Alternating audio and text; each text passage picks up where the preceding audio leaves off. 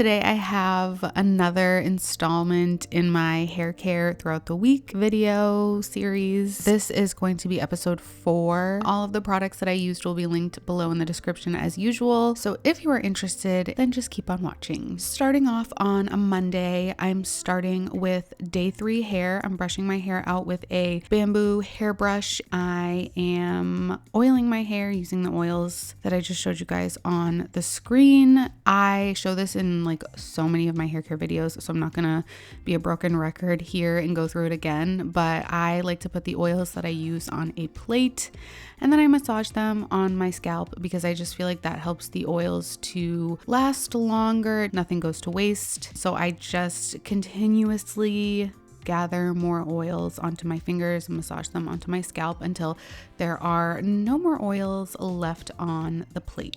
So then I am putting my hair up in a bun and I'm gonna use coconut oil. It's like a weird product to talk about for your hair because for some people it works well, for others it doesn't. I don't like putting it on my scalp because it is comedogenic, so it will clog my pores. I just like putting it on the ends of my hair, but only if I have split ends. It essentially fills the gaps in your hair's cuticle. If you have high porosity hair, which can be a result of having damaged hair, or if you just naturally have high porosity hair, using coconut oil before you wash it is beneficial because it prevents moisture loss, but it also prevents excess moisture getting into your hair, which can damage it. So it basically just protects the ends when you wash it, but it's really only good to use if you have high porosity hair or if part of your hair is high in porosity. I did all of this like before I was going to wash my hair, so I didn't leave it in for any period of time. I literally did this and then went straight into washing my hair. And this was just a regular wash day. So after I have oiled my hair, I don't like use any specific shampoo. I just use whatever shampoo that I have to use on that day, which this was not a clarifying wash day. This was just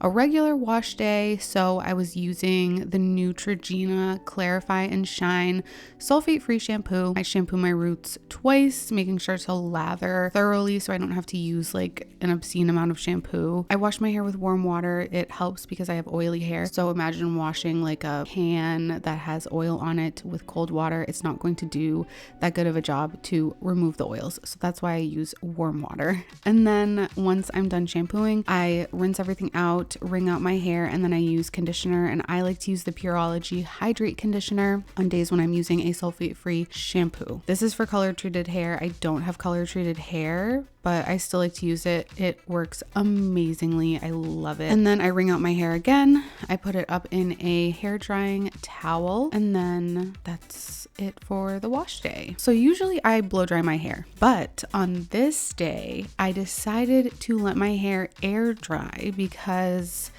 I have been getting a lot of comments of people requesting to see what my hair looks like air dried, no heat styling, no products, post shampoo and conditioner. So this is what I'm starting with. I just brushed it out with a Tangle Teezer Ultimate Styling Brush, and then I think like 5 hours later my hair was completely dry. And this is what it looks like when I have brushed it out after washing it and it has air dried. As you can see, there's like a little frizz, but it's still really straight. Then I am just showing you guys how I wear my hair to bed. I use a scrunchie in a really high loose bun. So on this day, I just am styling my hair. I am curling it, and I'm doing a different method of curling from what I usually do. And I realized that this method of curling gives my hair a much more natural looking wave, as opposed to the way that I usually curl my hair, which is just wrapping the hair around the curling barrel pretty much all at the same time. That gives my hair more of a, it's not like Shirley Temple curls per se. It looks like you curled your hair, I guess. Whereas when you do this type of curl, it looks a lot more natural and like lived in, I guess. This did take a very long time. I think this took 45 minutes. So it is really time consuming, but I think that the results were really cute.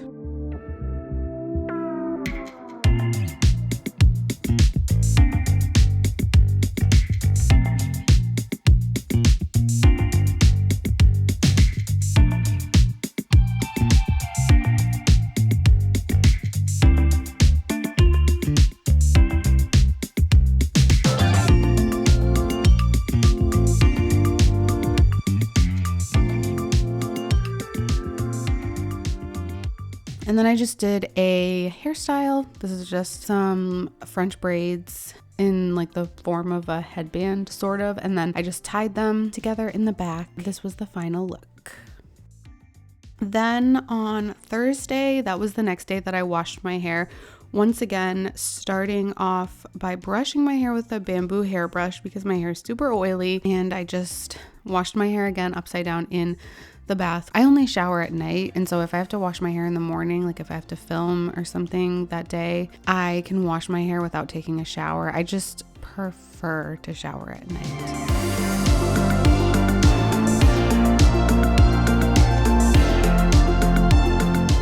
Then for the clarifying shampoo that I used on this day, I actually used a very, very inexpensive shampoo that you probably would not expect would work well. This is Prell shampoo. I just bought it because I was like, you know what, this is like one of those shampoos that you see and you never think to try it, but who knows, maybe it could be like a hidden gem. By the way, I used it as a clarifying shampoo because it does have sulfates.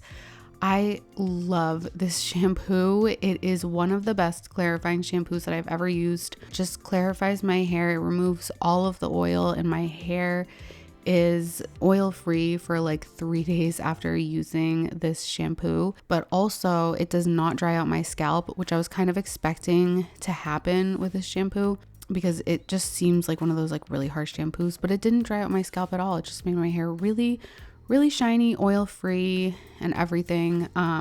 So on my clarifying wash days, I shampoo twice, and then I also gently shampoo the ends just to remove buildup on the ends. And then I used the Arvazallia Argan oil hair mask. I put my hair up in this little shower cap just to kind of incubate the hair mask a little bit while I waited to rinse it out. So I usually just wait 3 to 5 minutes before I rinse out the hair mask. Once everything was rinsed out, I wrung out my hair. I put it in a hair drying towel and then went on to styling. On this day, I wanted to use the Airwrap, and to prep my hair for the Airwrap, I used Redken's One United Multi-Benefit Treatment Spray. So this is like a leave-in spray. It is a heat protectant. It smooths your hair, makes it shiny, reduces frizz. It is a really great product to use on my hair before I blow dry.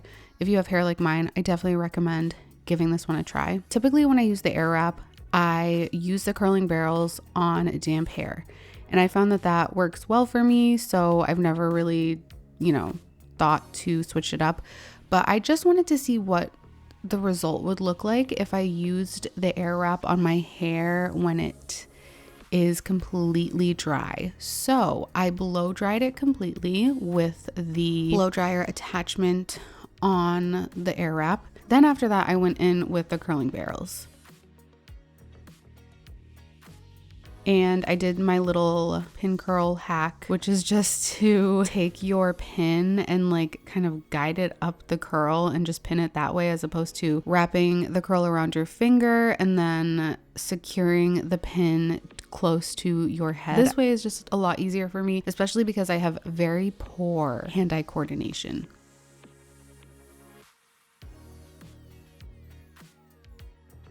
I will not be using the Airwrap on damp hair anymore. I love the way my hair looks using the Airwrap on dry hair. I feel like it just looks shinier, softer. I don't know. I think when you use the Airwrap on damp hair, the result is definitely more voluminous than when you use it on dry hair. But I overall just prefer the look on dry hair. I just feel like it just looks so much softer, so much shinier. Let me know if you have any questions below in the comments, and I'll talk to you guys next time.